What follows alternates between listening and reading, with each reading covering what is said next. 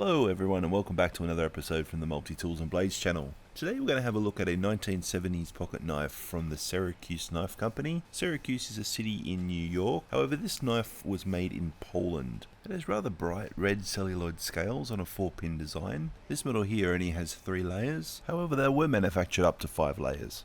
First we'll have a look at this can opener. It's quite hard to get out this bit, so try not to rip my nail off. I'm surprised to see how many companies that are not associated with any Swiss companies that use this same type of claw design. It's not sharp on the blade or on the tip either. I'm quite sure that it works perfectly well though. I can't see any reason why it wouldn't. Next we have the large screwdriver, can opener and wire stripper. Try not to rip my nail off again. Again, even the wire stripper is very blunt. It seems to be sort of smoothed over, rounded off on all edges, on the inside, or even the outside. The tip's a little bit sharp on the corner, a little bit sharp edges.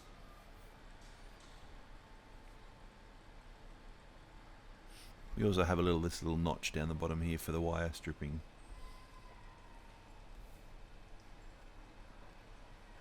Yeah, it's very strange that it's all rounded off on all the edges except for the tip.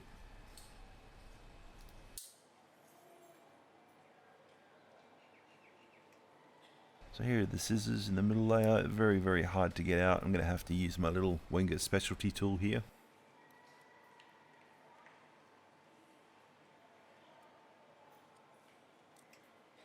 It's not ideal to have a tool like this, it's so hard to get the tools out, but unfortunately these are just really rare, so when they do come along for sale you just got to get what you can get.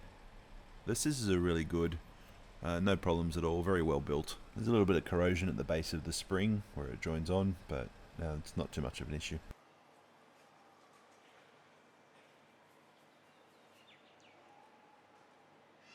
See a little bit of a design fall here when you close it. It hits on the handle of the scissors and you've got to manually push it in. On the last row we have the pocket blade, a small pocket blade. Tang stamp reads 358, product of Poland. There's nothing on the other side. It's very similar to a Victorinox. At first glance it looks like it's only been ground on one side, but there's definitely a bevel on both sides. It's not very sharp though. Usually these pen knives are ultra sharp, but it's not sharp at all. It's almost like it's just been forgotten about.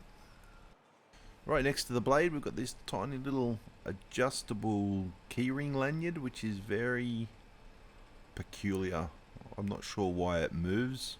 It sort of just swivels backwards and forwards by about 1/4 of an inch. If it folded away completely I could understand, but other than that I'm not sure why they just didn't use it as part of the liner.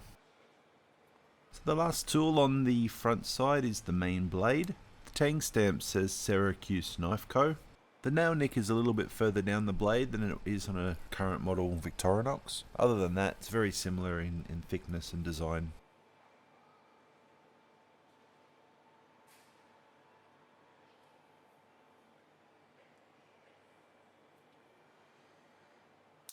So on the reverse side we have the corkscrew. Pretty simple design, 4 turns, no decorative groove, all the sharp edges have been polished, which isn't something you saw of this era. The tip's not very sharp, not as sharp as I was expecting it to be.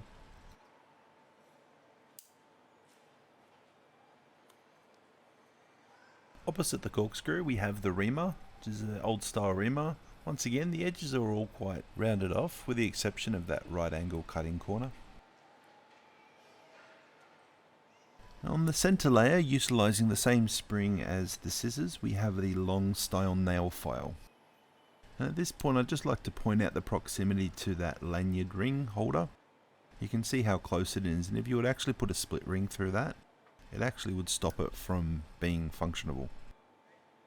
I do like the style of these old long nail files. They're just a little bit different. Something I wasn't expecting on this tool actually when I got it. So one of the things I haven't mentioned yet is the inlay for the logo for the Syracuse Eagle. It's made of a nickel silver. It's quite a beautiful little design actually, so it gives it a nice little touch.